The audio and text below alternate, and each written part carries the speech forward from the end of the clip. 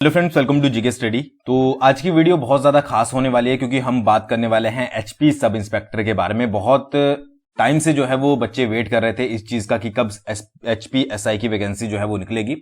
तो उसके बारे में आज की वीडियो में बात करेंगे। वीडियो थोड़ी लंबी हो सकती है बट आपके बहुत ज़्यादा काम की होने वाली है, तो शुरू से लेकर लास्ट तक जरूर देखिएगा अगर आपके पास थोड़ा बहुत टाइम है और आप सीरियस कैंडिडेट हो, अगर आप इसकी तैयारी कर रहे हो। कंटेंट क्या क्या होगा कि बेसिक डिटेल हम डिस्कस करेंगे, एग्जाम पैटर्न डिस्कस करेंगे, प्री प्लस मेंस का क्या होता है, exam syllabus pre plus mains का क्या रहेगा, प्रीवियस ईयर पेपर की एनालाइज करेंगे कि भाई कितने सेक्शन से कितने क्वेश्चन पूछे गए थे, previous year final cut off को डिस्कस करेंगे, how to start your preparation कि आप अभी कैसे प्रिपरेशन को स्टार्ट कर सकते हो और आपके लिए बेस्ट बुक्स जो है वो कौन सी रहने वाली है। बहुत सारे कैंडिडेट ये पूछते हैं कि भाई एग्जाम जो है वो कब तक होगा। देखिए अभी जो फिलहाल दौर चला हुआ है, वैसे इलेक्शंस होने वाले हैं, ठीक है, तो उसके बाद ही जो है वो पूरे चांसेस है आपके एग्जाम होने के।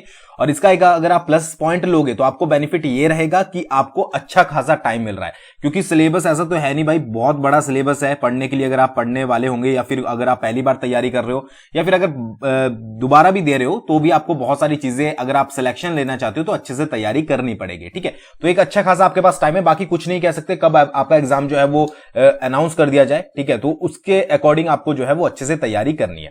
आगे बढ़ने से पहले एचपी सब इंस्पेक्टर का पीडीएफ मास्टर कोर्स जो है वो आप ज्वाइन कर सकते हो। सिर्फ 100 स्टूडेंट्स के लिए सीट यहां पर रखी गई है, ठीक है, और बहुत अच्छे से जो है वो तैयारी करवाई जाएगी। आपको वर्दी मिलेगी, स्टार मिलेंगे, ठीक है। तो इस चीज के लिए क्या कर सकते हैं आप, जीके स्टडी ऐप पर जाइए, ठीक है, और 1 अक्टूबर से जो है वो कंटेंट मिलना आपको शुरू हो जाएगा। अच्छा कंटेंट मिलेगा, टॉपिक वाइज पीडीएफ मिलेगी, मोस्ट इंपॉर्टेंट एमसीक्यूज मिलेंगे, वन लाइनर क्वेश्चन मिलेंगे, प्रीवियस ईयर क्वेश्चन पेपर मिलेंगे, और जो एचपी एसएससी के जितने भी प्रीवियस ईयर पेपर हुए हैं, ठीक है, उनके क्वेश्चन भी आपको कंबाइन में करवाए जाएंगे। क्यों? क्योंकि आपका वहां से भी बहुत सारा सिलेबस जो है वो कवर होता है। तो ये पीडीएफ मास्टर कोर्स है। कूपन कोड यूज कर सकते हैं आप HPSI 2022, जिससे आपको अच्छा खासा डिस्काउंट जो है वो मिल जाएगा, ठीक है। तो जीके स्टडी ऐप पर जाइए, अगर आप 100 के अंडर आते हो, ठीक है, यानी कि अगर आप पहले 100 में आ गए तो आपको अच्छा खासा डिस्काउंट मिल जाएगा, नहीं तो आपको पूरा अमाउंट जो है वो पे करना पड़ेगा। तो 100 के लिए है, तो आप अगर ज्वाइन करना चाहते हो, क्योंकि क्लर्क सेक्रेटरीएट में बहुत सारे क्वेश्चन पूछे गए थे, JOIT की हमारी तैयारी अच्छी चली रही है, ठीक है, तो आप भी जो है वो उसको ज्वाइन कर सकते हो। तो ये मत स्किप कीजिएगा। अगर आप जानते हैं कि हम कैसा कंटेंट प्रोवाइड करवाते हैं तो अभी भी ज्वाइन कर सकते हैं, बाकी पूरी वीडियो को देखने के बाद जो है वो आप ज्वाइन कर लीजिएगा। बट 100 के अंदर आए तो ही आपको डिस्काउंट मिलेगा, ठीक है जी। बात करते हैं सबसे पहले बात एचपी पुलिस सब इंस्पेक्टर के बारे में। तो यहां पर टोटल पोस्टें 28 निकाली है, मेल 18 है, फीमेल 10 है, और रेगुलर पोस्टें आपकी रहती है। तो ये बेनिफिट आपको जो है वो HPSSC की एक पोस्ट में मिलता है कि भाई HPSI की जो है वो रेगुलर पोस्टें आपकी निकाली जाती है। एज 21 से 26 रहेगी। बहुत सारे कैंडिडेट पूछ रहे थे क्या एज बढ़ाई जा सकती है, तो ऐसा बिल्कुल नहीं होने वाला है। एज जो आपकी रहेगी वो 21 से 26 साल के बीच में ही रहेगी। एज किस तरीके से कैलकुलेट करनी है वो आप डॉक्यूमेंट में, मतलब कि जो नोटिफिकेशन है उसमें देख सकते हैं, नहीं तो अपना एज कैलकुलेटर ओपन कीजिएगा, मतलब ऑनलाइन ही, उसमें अपनी एज जब से आप काउंट करने के लिए बोला गया है वहां से काउंट करके जो है वो कैलकुलेट कर लीजिएगा प्रेजेंट डे के ऊपर, तो आपको जो है वो बेनिफिट वहां से मिल जाएगा, ठीक है। वहां मतलब देख लीजिएगा 21 और 26 के बीच में आप आते हो, ठीक है। रेगुलर पोस्ट है, ये चीज याद रखिएगा। एग्जाम स्टेजेस की बात करें तो प्री एग्जाम बोल लीजिए या फिर आप एमसीक्यूज टेस्ट बोल लीजिए, वो आपका पहले नंबर पर होगा। फिर आपका फिजिकल टेस्ट होगा सेकंड नंबर पर, ठीक है, और उसके बाद आपका डिस्क्रिप्टिव टेस्ट होगा तीसरे नंबर पर, ठीक है। प्री बोल सकते हैं, इसको आप मेंस बोल सकते हैं, ठीक है, पर प्री मेंस सोच के ही जो है वो कैंडिडेट डर जाते हैं, तो यहां पर आप एमसीक्यूज टेस्ट बोल लीजिए इसको, उसके बाद आपका डिस्क्रिप्टिव टेस्ट होगा। तो पहले आपकी स्टेज रहेगी भी प्री, अगर आपने क्लियर कर लिया उसके बाद आप ग्राउंड में जाओगे, तो ग्राउंड में भी बहुत सारे कैंडिडेट जो है वो बाहर हो जाते हैं, उसके बाद आप डिस्क्रिप्टिव टेस्ट में जाओगे। 15 नंबर की वैल्यूएशन अब है नहीं तो उसको खत्म कर दिया गया, तो डायरेक्टली डिस्क्रिप्टिव के बाद जो है वो आपकी सिलेक्शन होगी, ठीक है। तो ये चीज याद रखिएगा, यानी कि जो डिस्क्रिप्टिव की बेस पर मेरिट लगेगी उसके बेस पर आपकी जो है वो सिलेक्शन हो जाएगी, तो ये चीज याद रखिएगा। तो ये तो आपको मोटा मोटा आइडिया समझ आ गया कि एग्जाम स्टेजेस आपकी 3 जो है वो यहां पर रहने वाली, पहले 4 होती थी बट 15 नंबर की इवैल्यूएशन के बाद ये चीज जो है वो खत्म हो चुकी है। बाकी पोस्टों से रिलेटेड कोई भी आपको जानकारी चाहिए तो आप प्रीवियस वीडियो देख सकते हैं, वहां पर नोटिफिकेशन हमने जो है वो शेयर किया था। आगे बढ़ते हैं, सबसे पहले बात करते हैं प्री एग्जाम या फिर आपका जो एमसीक्यूज एग्जाम होता है एचआई के लिए, उसकी क्या जो है वो रिक्वायरमेंट है, क्या चीजें वहां पर पूछी जाती है। देखिए टोटल क्वेश्चन आपको जो पूछे जाएंगे वो आपको 200 होंगे। पहले ये जो थे वो 85 होते थे, ठीक है, यानी कि सॉरी 85 नहीं 170 होते थे, क्वेश्चन 170 होते थे, मार्क्स जो है वो 85 होते थे। तो अब क्या कर दिया कि 200 क्वेश्चन हो गए आपके और टोटल मार्क्स जो है वो 100 हो गए, यानी कि एक क्वेश्चन आप सही करोगे तो आपको आधा नंबर मिलेगा। तो यहां पर थोड़ी और ज्यादा आपको मेहनत करनी पड़ती है, इसलिए मैं बोलता हूं कि टाइम से आप तैयारी किया कीजिए कि यहां पर जब आप 2 क्वेश्चन सही करोगे ना तो जाकर आपको 1 नंबर मिलेगा, ठीक है। और टाइमिंग जो है वो आपकी 2 घंटे की रहने वाली है। नेगेटिव मार्किंग यहां पर कोई भी नहीं है, तो इस चीज का बेनिफिट आपको मिल जाता है कि नेगेटिव मार्किंग नहीं है तो आप अच्छे से जो है वो थोड़े बहुत तुक्के भी लगा सकते हो। वैसे ऐसी नौबत नहीं आनी चाहिए, बट अगर आपको लगता है कि 1 2 3 4 क्वेश्चन ऐसे हैं कि भाई मुझे नहीं समझ आ रहे हैं, तो आप यहां पर कुछ गैस वगैरह भी कर सकते हो। तो 200 क्वेश्चन 100 मार्क्स के 2 घंटे आपको मिलेंगे, नेगेटिव मार्किंग जो है वो आपकी नहीं होगी, ठीक है जी। सिलेबस की बात करें तो Hindi, English, HP GK, Indian GK, science और करंट अफेयर और लॉजिक के यहां पर आपके क्वेश्चन पूछे जाते हैं। अब अगर मैं थोड़ी थोड़ी डिटेल में सबके बारे में बात करूं तो हिंदी जो है वो आपकी 10th लेवल की पूछी जाती है, जैसे आपकी संज्ञा, सर्वनाम, विशेषण, समास, अलंकार, छंद, ठीक है। उसके बाद पर्यायवाची शब्द, विलोम शब्द हो गए आपके, ठीक है, अनेकार्थी शब्द हो गए, यानी कि हिंदी में जितने भी आपके टॉपिक होते हैं वो सारे आपको कवर करने पड़ेंगे, ठीक है। लिखे मैंने इसलिए नहीं है क्योंकि बहुत ज्यादा लंबी वीडियो जाती है, मैं आपको यहां पर बोल के ही बता दूंगा। अब ऐसा नहीं है कि भाई संज्ञा मैंने बोली है तो संज्ञा में से जरूर क्वेश्चन आएगा ही है, आपका जो आपको जो है वो सभी टॉपिक्स कवर करने पड़ेंगे। डिपेंड करता है एग्जाम सेटर के ऊपर कि वो क्या क्या पूछेगा। कई बार क्या होता है कि शुद्ध वर्ड, जैसे कि ये होता है कि शुद्ध वर्तनी कीजिए या शुद्ध शब्द लिखिए, वही जो है आपसे 1 से लेकर 5 तक जो है वो पूछ लिए जाते हैं कि भाई 1 और 5 तक वो है आपसे पूछ लिए जाएंगे। तो उसमें दिक्कत तो नहीं, फिर कैंडिडेट क्या बोलते हैं कि भाई आपने संज्ञा करवाई थी वो नहीं आया। तो ऐसा कुछ नहीं है कि भाई संज्ञा, सर्वनाम, विशेषण पढ़ के तो आपको सब कुछ जाना पड़ेगा, वो डिपेंड करता है वहां पर जो है वो आपसे क्या पूछा जाएगा। अब आप ये तो नहीं कर सकते ना कि विशेषण छोड़ दिया, संज्ञा भी छोड़ दी, फिर वहां जाकर आपको थोड़ा डाउट रहेगा दिमाग में कि भाई अगर विशेषण से क्वेश्चन आ गया तो फिर दिक्कत पड़ेगी। तो इसलिए हिंदी में तो ज्यादा से ज्यादा 10 से 15 टॉपिक हैं, अगर आप उनको अच्छे से कर लेते हो तो आपकी हिंदी जो है वो पक्की हो जाएगी, ठीक है। फिर आता है आपका इंग्लिश का। इंग्लिश में भी आपसे जो है वो आपके एंटोनिम्स हो गए, सिनोनिम्स हो गए, उसके बाद आपके आर्टिकल्स होगी, प्रेपोजिशंस होगी, टेंसेस होगी, वॉइस हो गए, ठीक है। ये सारी चीजें आपसे पूछी जाएंगी, ठीक है। तो ये सब कुछ आपको जो है वो टिप्स पर याद होना चाहिए। स्पेशली 12th लेवल की जो आपकी ग्रामर देख लीजिएगा, जो भी आपकी बेसिक ग्रामर होती है उसमें जितने भी टॉपिक्स होते हैं वो सब कुछ आपको जो है वो यहां पर करने पड़ेंगे, वो चीज याद रखें। एचपीजीके में सभी कुछ आपको, जैसे कि आपका हिस्ट्री हो गई, जियोग्राफी होगी, पॉलिटिकल जो आपका स्ट्रक्चर है हिमाचल प्रदेश का, ठीक है, वो सारी चीजें आपको जो है वो पढ़नी पड़ेगी। उसके साथ साथ आप जो है वो सर्वे भी पढ़ लीजिएगा, क्योंकि बहुत टाइम बाद एग्जाम हो रहा है, ठीक है। 2019 में I think last time exam हुआ था, 2018 में नोटिफिकेशन आई थी, तो उसके बाद अब जो है वो बहुत लेवल हाई होने वाला है। अब या बहुत कई बार ये मत सोचेगा कि बहुत ज्यादा टफ ही क्वेश्चन पूछे जाएंगे, इजी भी होते हैं, मॉडरेट भी होते हैं और टफ भी होते हैं, बट जो टफ वाला सेक्शन होता है वहीं से आपकी मेरिट जो है वो डिसाइड होती है। देखिए इस तरीके से समझिए कि मान लीजिए ये पूछा कि भाई बिलासपुर का पहला पुराना नाम क्या था, तो कहलूर रियासत, वो सबके लिए इजी है, ठीक है। कुछ ऐसा सेक्शन होता है जो टफ होता है, वहां पर जो अपना बेस्ट देता है वही आपकी मेरिट जो है वो डिसाइड करती है। तो ये चीज याद रखिएगा। सारे सेक्शन आपके ज्योग्राफी, हिस्ट्री, पॉलिटी, ये सब कुछ पूछा जाएगा, एज वेल एज आपका इंडियन जीके में भी आपकी पॉलिटी, हिस्ट्री, ज्योग्राफी, इकोनॉमी सब कुछ पूछा जाएगा। तो ऑल आपको यहां पर प्रिपेयर करना पड़ेगा, आप किसी भी सेक्शन को जो है वो नहीं स्किप कर सकते। साइंस भी आपको डिटेल में पढ़नी पड़ेगी। क्यों बोल रहा हूं? क्योंकि नंबर ऑफ क्वेश्चन जो है वो इससे अच्छे से पूछे जाते हैं। ये मैं आपको आगे चलकर जब हम प्रीवियस ईयर पेपर की एनालिसिस करेंगे वो यहां पर आपको पता लग जाएगा।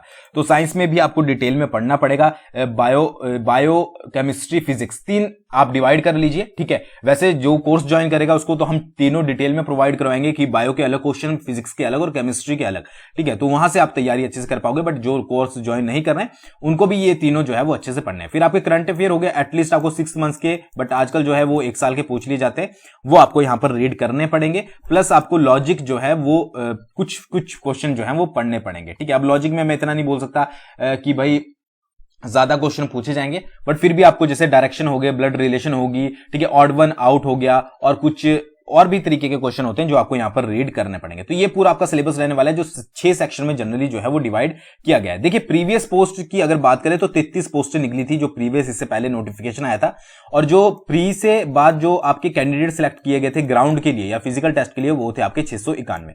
तो एक तरीके से आप यहां पर थोड़ा सा अंदाजा लगा पाओगे, क्योंकि मैंने ये अंदाजा लगाने के लिए ऐड किया है कि भाई कितने कैंडिडेट जो है वो आपके सिलेक्ट हो सकते हैं। 33 पोस्टें थी, 691 कैंडिडेट्स को जो है वो सिलेक्ट किया गया था ग्राउंड के लिए, और उसके बाद जो ग्राउंड में पास होते हैं वो फिर आगे फर्दर जो है वो जाते हैं। तो यहां पर आपको पहले प्री क्लियर करना पड़ेगा, यानी कि एमसीक्यूज टेस्ट क्लियर करना पड़ेगा। अगर आप मेरिट के अंदर आते हो, मेरिट 100 नंबर में से लगेगी, तो जितना ज्यादा कंपटीशन हाई होगा उतना ज्यादा हाई मेरिट जो जाएगी, ठीक है। वो एक चीज बाद की बात है। तो प्री आप क्लियर कर लेते हो, फिर आप पहुंच जाओगे यहां पर ग्राउंड टेस्ट में। ठीक है, फिजिकल अगर बात करें यहां पर मिनिमम मेल और फीमेल के लिए अगर कैटेगरी की बात करें हाइट की, तो जनरल और ओबीसी के लिए मेल की 5 फुट 6 इंच है ना, और 5 फुट 2 इंच जो है वो फीमेल के लिए, ओबीसी और जनरल के लिए। एससी और एसटी के लिए बात करें, मेल के लिए 5 फुट 4 इंच और फीमेल के लिए 5 फुट 0 इंच। ठीक है, अब ये सबसे पहले आप यही चीज जो है वो देख लीजिएगा। अगर आपकी हाइट ठीक है तो ही आप एग्जाम को भरिएगा। ये मत सोचिएगा कि हाइट मेरी 1 भी इंच कम है तो फिर क्या होगा कि आप प्री मान लीजिए आपका क्लियर हो जाता है तो आपको ग्राउंड में फिजिकल टेस्ट में बाहर कर दिया जाएगा।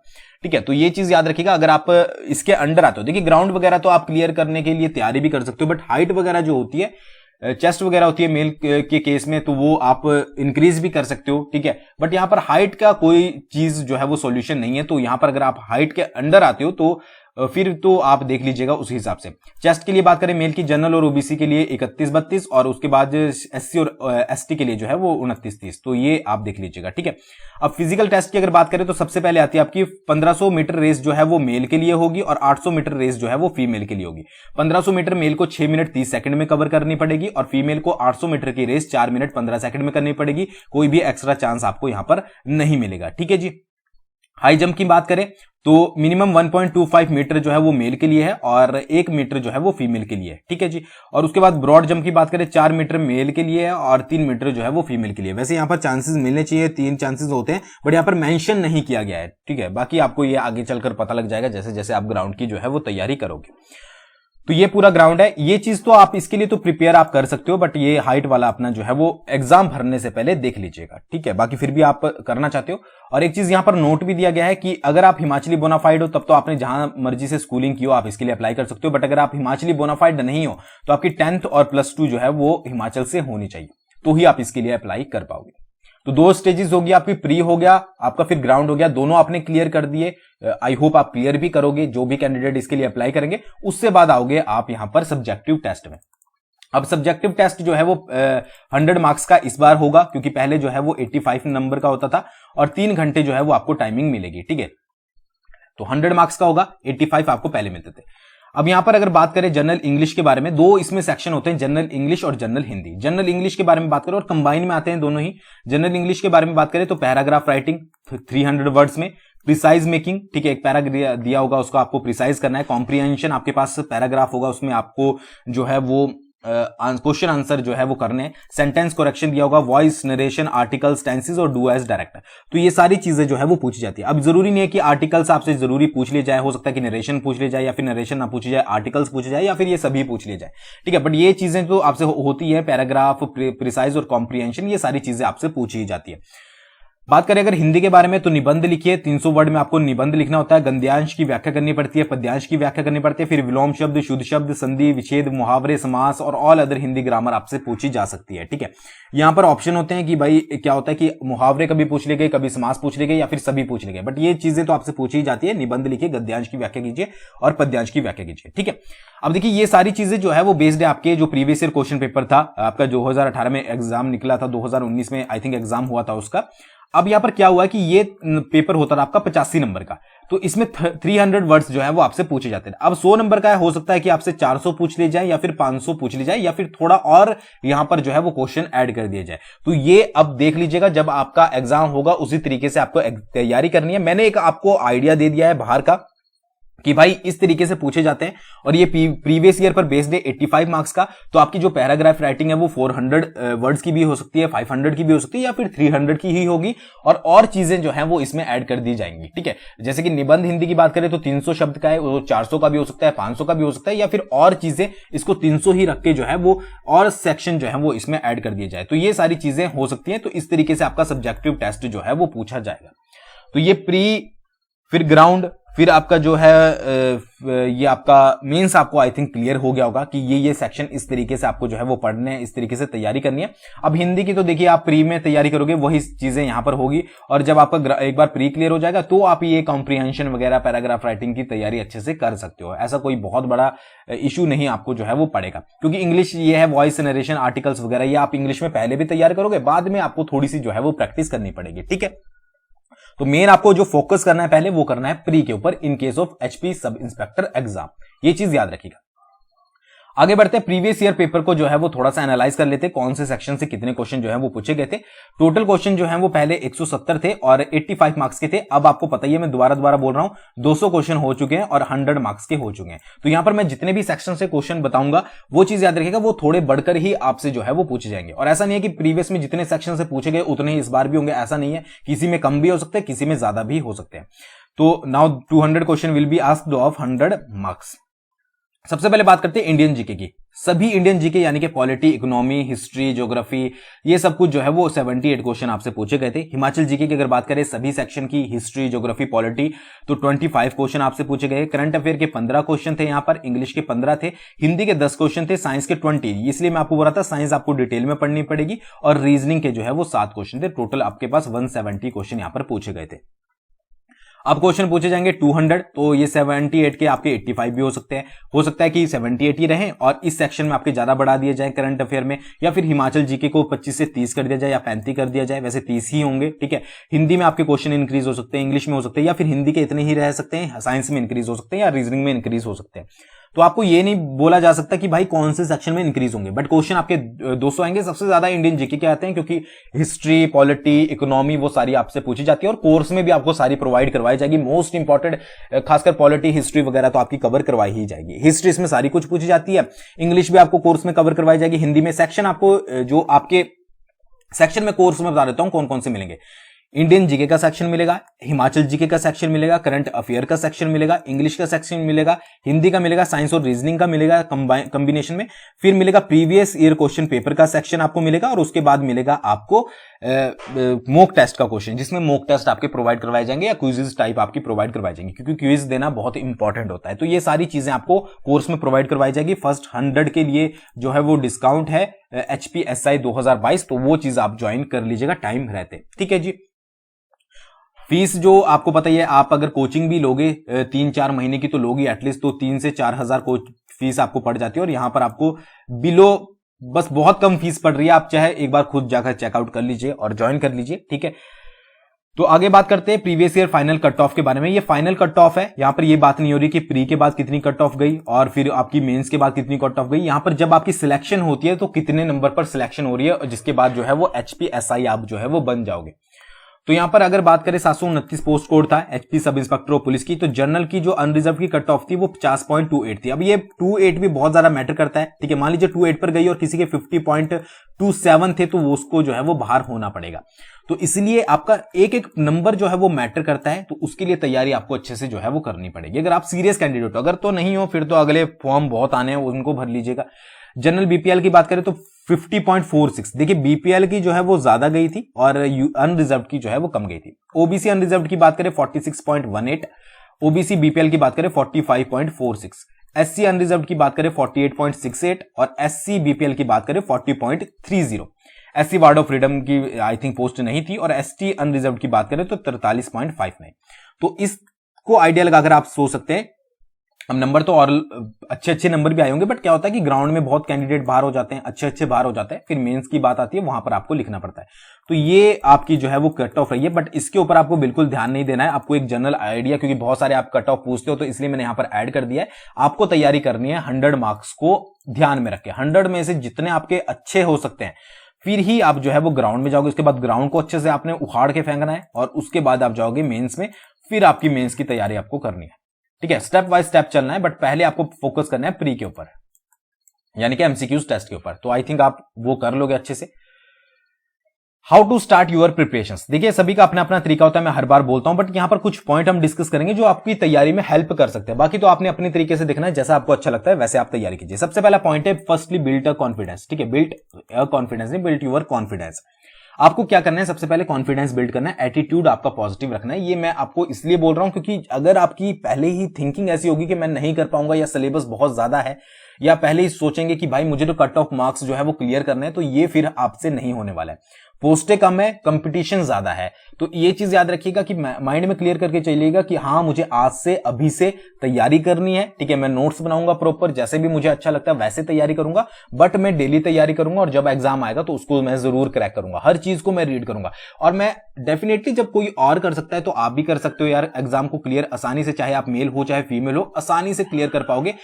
दिक्कत क्या आती है कि आपकी तैयारी अच्छी नहीं होती है तो आपका कॉन्फिडेंस जो है वो लेवल लो हो जाता है, तो वो नहीं करना है, उसके लिए आपको तैयारी जो है वो अच्छी करनी है। बाकी ज्यादा मैं इस बारे में बात नहीं करूंगा, आप अपने अच्छे से समझदार हो, बड़े हो, तो उसी तरीके से जो है वो तैयारी कीजिए। फिर क्या करना है, आपको प्रॉपर टाइम टेबल बनाना है। ठीक है, टाइम टेबल बनाने का सबसे अच्छा तरीका क्या है, मैं आपको एक चीज बता देता हूं। वैसे तो आपका अपना तरीका है, जैसे आपको सुटेबल लगता है अपने टाइम के अकॉर्डिंग, बट एज सब्जेक्ट को अगर आप, दो तरीके हैं, एक तो आप सब्जेक्ट वाइज टाइम टेबल बना लीजिए या फिर टॉपिक वाइज टाइम टेबल बना लीजिए। अगर आपको लगता है कि आपका शेड्यूल जो है वो थोड़ा बिजी है, आप जॉब करते हो या फिर कोई और वर्क करते हो या फिर भी किसी और रीजन से आपका शेड्यूल थोड़ा टाइट है, तो यहां पर आप टॉपिक वाइज जो है वो टाइम टेबल बना सकते हो। टॉपिक वाइज कैसे कि भाई आज पॉलिटी के मैंने ये टॉपिक जो है वो कवर करने हैं, राष्ट्रपति पढ़ूंगा, उपराष्ट्रपति पढ़ूंगा, तो जब आपकी और बाकी सब्जेक्ट की भी जो है वो ये चीजें मैं कवर करूंगा। तो जब आपकी सोने से पहले रात को आपको जो है वो चीजें कवर करने खत्म करनी ही है। ठीक है, और सब्जेक्ट वाइज करोगे तो आज ये सब्जेक्ट पढ़ना है, वो सब्जेक्ट पढ़ना है। बट टाइम टेबल से होता क्या है कि आपका एक जो है वो रूटीन बन जाती है, आपको ये कंफ्यूजन नहीं रहता कि अब क्या पढ़ूं या तब क्या पढ़ूं। तो एक टाइम टेबल प्रॉपर होना जरूरी है।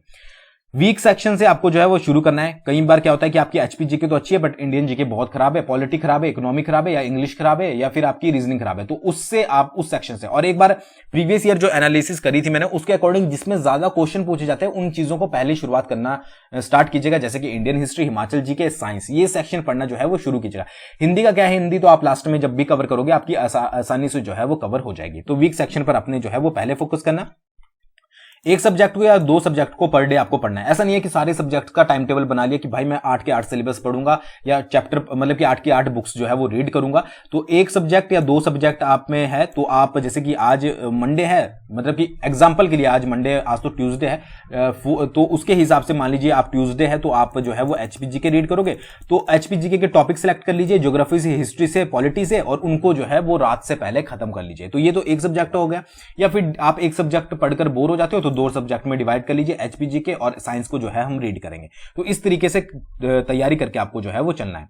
करंट अफेयर आपको डेली पढ़ने बहुत मिल जाते हैं, ऑप्शन है। ठीक है, 50 करंट अफेयर आपको प्रीवियस के पढ़ने, तो करंट अफेयर इस तरीके से करके चलोगे तो आपका अच्छे से जो है वो कवर हो जाएगा। बाकी मैं दोबारा से बोल रहा हूं, कोर्स जो ज्वाइन करेगा उसको प्रीवियस ईयर के करंट अफेयर अच्छे से मिलेंगे और साथ साथ जो है वो आपको और भी बहुत सारी चीजें जो है वो रीडिंग के लिए मिलेगी।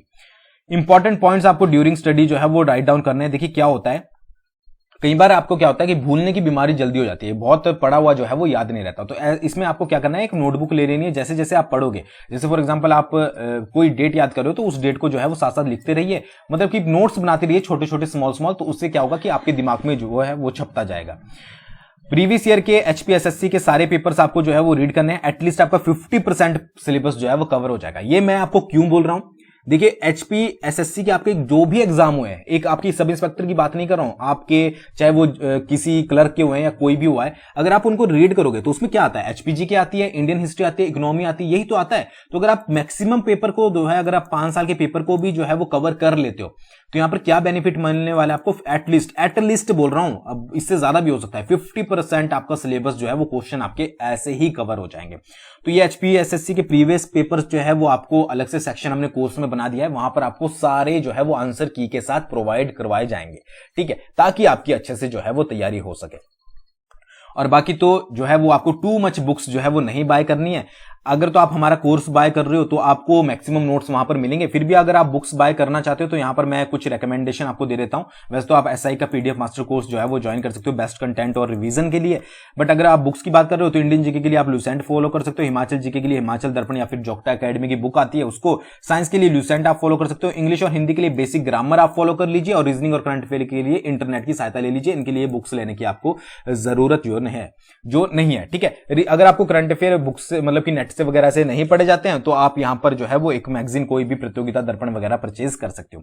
तो ये बुक्स लिस्ट है, बाकी इससे बाहर आपको नहीं जाना है। ज्यादा बुक्स लोगे ज्यादा कंफ्यूजन क्रिएट होगा, आप एक भी बुक को जो है वो अच्छे से नहीं पढ़ पाओगे। ठीक है, तो ये थी आज की वीडियो, आई होप आपको पसंद आई होगी। मुझे लगता है मैंने आपकी मैक्सिमम चीजें जो है वो क्लियर कर दी होंगी। बाकी 100 कैंडिडेट के लिए वो चीज आप याद रखिएगा, मैंने आपको पहले ही बोल दिया है कि 100 कैंडिडेट के लिए सिर्फ कोर्स जो है वो यहां पर रखा गया है। ये मैं बार बार क्यों बोलता हूं, क्योंकि बहुत सारे जब 100 कैंडिडेट्स जो है वो हो जाते हैं तो फिर क्या होता है कि भाई बच्चे बोलते हैं कि डिस्काउंट दीजिए, फिर हमारे लिए डिस्काउंट देना थोड़ा सा पॉसिबल नहीं होता है। तो अभी अगर आप 100 कैंडिडेट में आ जाते हो तो आपकी तैयारी, आपकी शुरुआत हो जाएगी और आप एक कदम आगे बढ़ जाओगे दूसरे कैंडिडेट से, क्योंकि जब आपको कंटेंट मिलता रहेगा तो आपको पढ़ना जो है वो आसान हो जाएगा। तो थैंक्स फॉर वॉचिंग, बहुत जल्दी मिलेंगे नेक्स्ट वीडियो के साथ। इस वीडियो को दूसरों के साथ जरूर शेयर कीजिएगा, वीडियो कैसे लगी कमेंट करके जरूर बताइएगा, और अगर आपको भी पसंद आई है तो जरूर एक लाइक का बटन दबाइएगा।